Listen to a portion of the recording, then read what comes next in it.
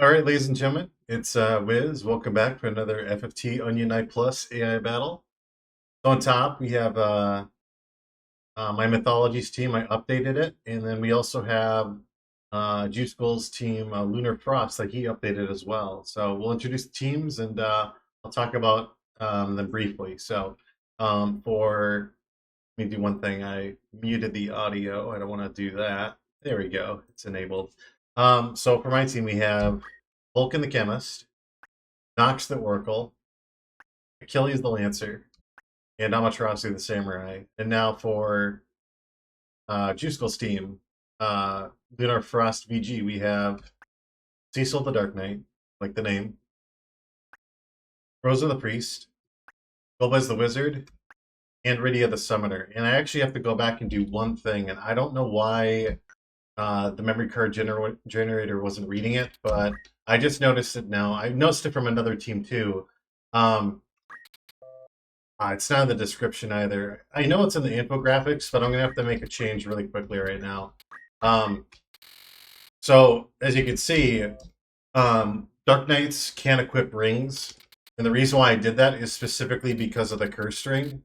Because if it makes you always undead, but if you have initial re-raise as well, if your unit gets KO'd, because those status are not meant to stack on top of each other. Because what happens is your unit basically is permanently dead. They don't turn into a crystal. You can't revive them because of the undead spell, and then re-raise they won't pop back up. So yeah, that's something I'm gonna have to fix in the memory card generator because it should not be recognizing rings for Dark Knight.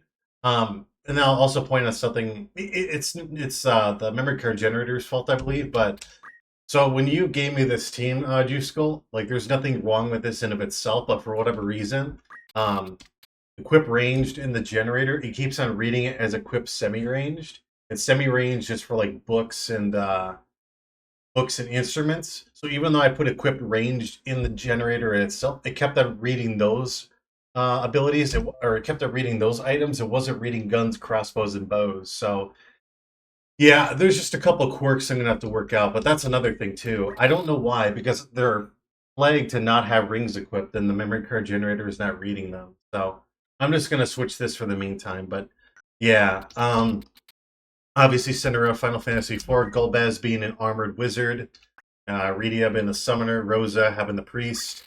And actually, I don't know why I gave him the Perseus spell. That's supposed to be Ultimus, my bad. Yeah, so when I switched from equip semi-range to equip range, it by default gives you the highest set of items. Yeah, let me make my bullshit save state so I don't have to do that again. The only thing I changed pretty much on my end is I made this a Lancer instead of an Onion Knight. And I'll mention one thing which is kind of cool. So even though it says I have 7 jump, that's the highest jump stat will read. They actually have a base jump of 5. And as I mentioned, or as it's listed in the infographics, jump is now based on your speed value, or jump. So jump divided by 8. So this is basically 3 speed jumps. And the Partisan in particular provides +3 jump. So that basically means you're going to have a much better chance of being able to get jumps off, because it'll come out much faster, especially with Lancers. Not much really changed except they banned range 8, but vertical infinite is fine. But yeah, let's just kind of get right to it then. I don't know who's going to prevail here. We'll see what takes place. I'm not necessarily certain who's going to take the W here. Let's go to a small map and make it a little bit more dynamic. Yeah, but if that Lancer's going to do damage, he's going to be more likely doing jumps and whatnot.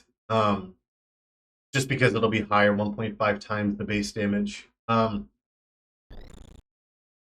that Dark Knight, oh my god, it's really dark. Holy shit. It's just because of the lighting right now.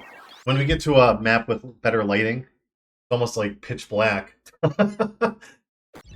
Any stop rocks? No. He did get a CT save. Wonder what Nox is going to do. She can go for spells. I'm guessing that's a 2-man sleep. Let's see what happens. Alright, with that throw item coming into play.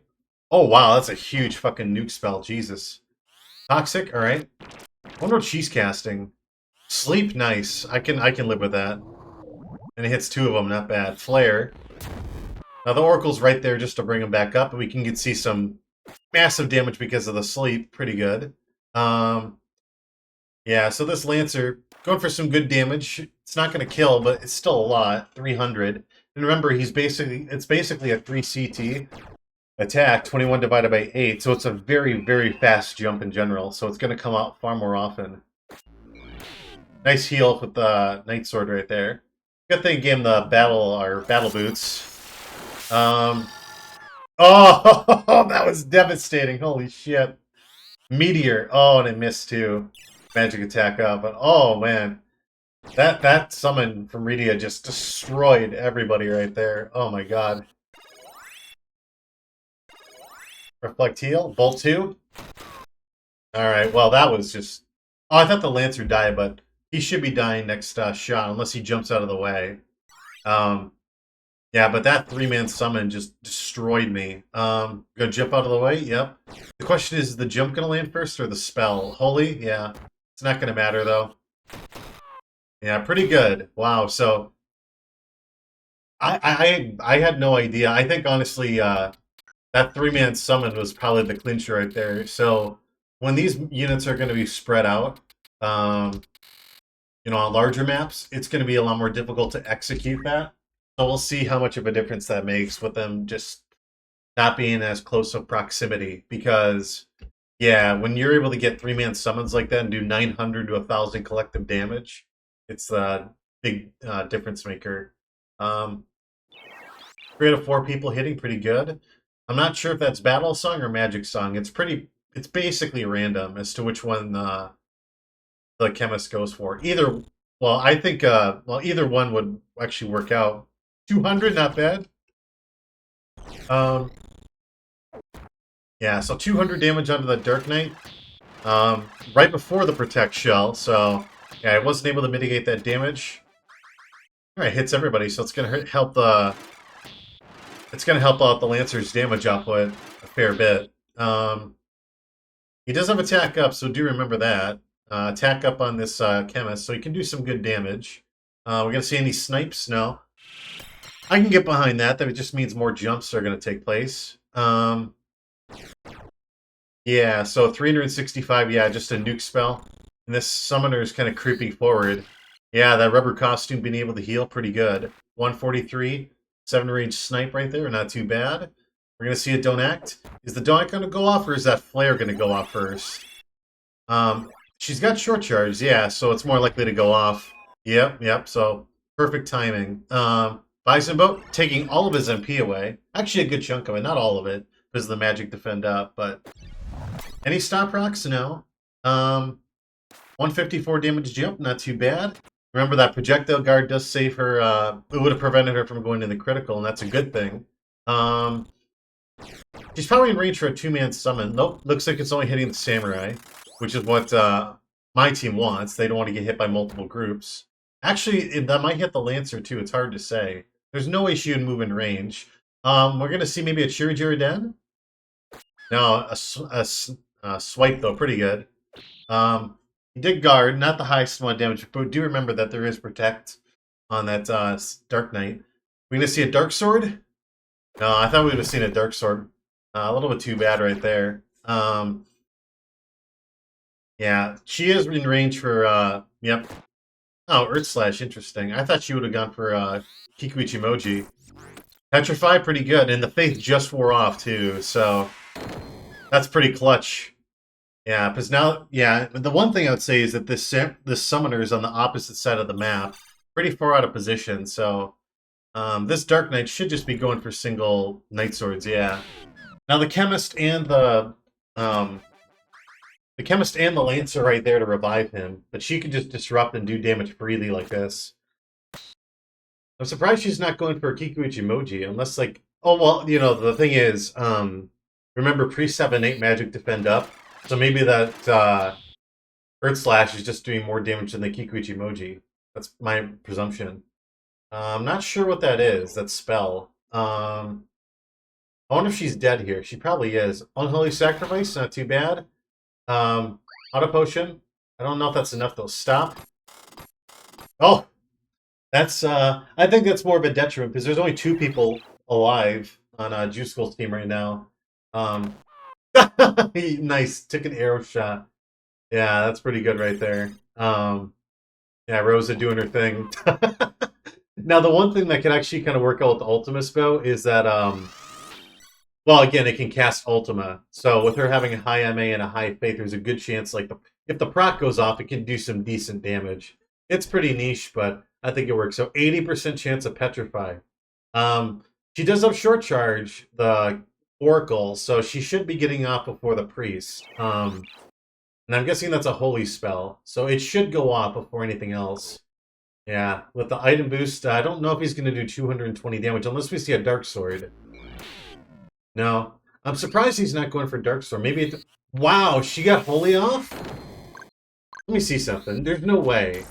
Unless it just happens to be a slower spell. Let me see. Okay, yeah. Oh, she's got defense up. That's why. Okay, I thought she had short charge. I forgot she had defense up. Not bad. My bad. Okay. 312, not too bad. But yeah, I thought she had short charge. I'm like, there's no way when she's having the speed of the spell, but that makes sense. 180? All right. Let's go to a tiebreaker then.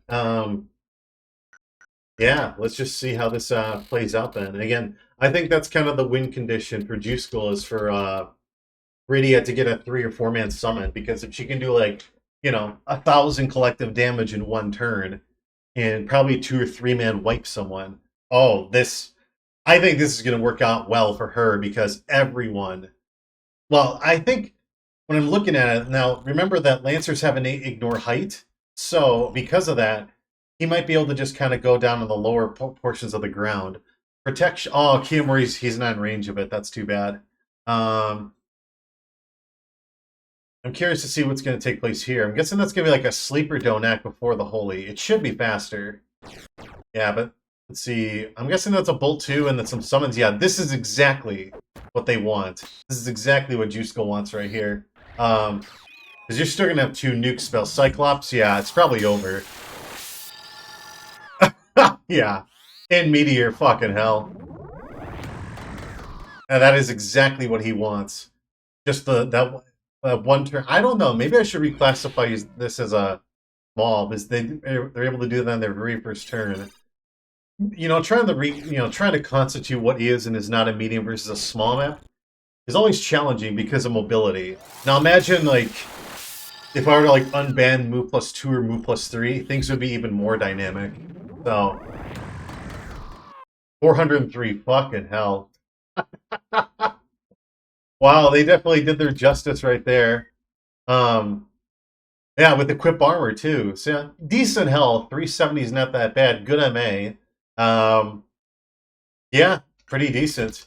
Especially with her having short charge and yeah, pretty devastating, I would say.